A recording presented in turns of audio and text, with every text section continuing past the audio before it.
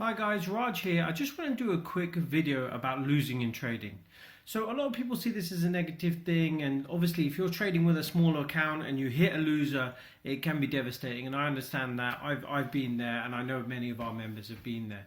But as a coach, I talk to people about this all the time, and the real question here is how do you become a good loser?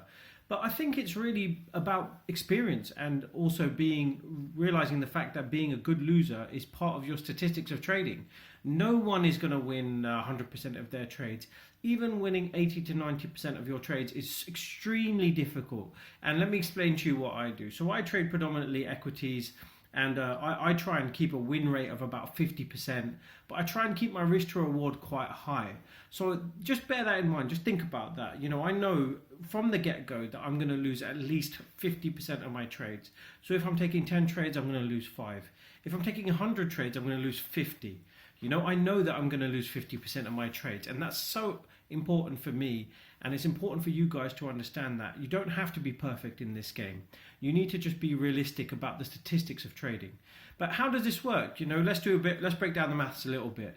So for example, if you're taking 10 trades and you're risking £100 per trade, if you lose 5 trades, you've lost £500.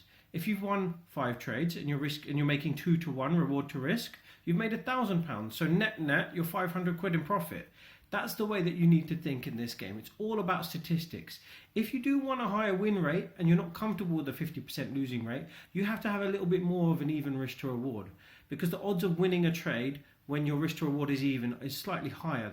The probability of winning a trade is slightly higher if your risk to reward is even. So what I mean by that is maybe 1.5 to 1 reward to risk. Yeah, so that's how that works. If you're aiming for really big risk to rewards, like 8 to 1 reward to risk, so if you're risking £100 and you're trying to get £800 back, you might only win 20-30% of your trades. You have to think of things like that. It's all about the balance of probability versus the balance of your win rate versus the balance of your risk to reward. So being a good loser is such an important thing. We all lose, but it's about how you overcome that and get onto your next trade.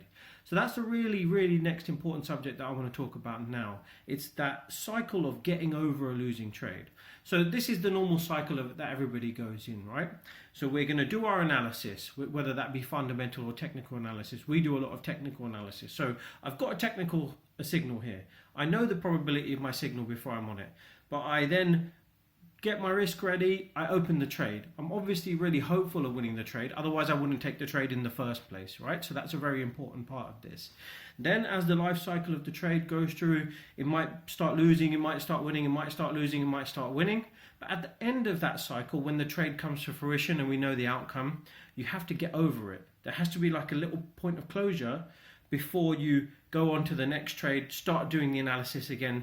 So we put this round in like a little circle. You do your analysis, you get ready to take the trade, you take the trade, you agonize over it, the outcome's there, and you start the process again round in a circle. So that's the best way to think about it. And a lot of other people talk about it like this as well, like our friend Stephen Goldstein, Steve Ward's another one, great trading psychologist and performance mindset coaches that talk about something similar. So it's along those lines. But so getting used to winning, factoring it in your statistics and probability is a key. And then the other thing is just getting over the individual trades and knowing that this trade that you've just lost or you've just won is just part of your statistics. It needs to be a bit of a neutral feeling. And I know emotions in trading are a bit of a tough thing to go through, but this just needs to help, and this needs to get through it, and you need to think of it as just being a part of that.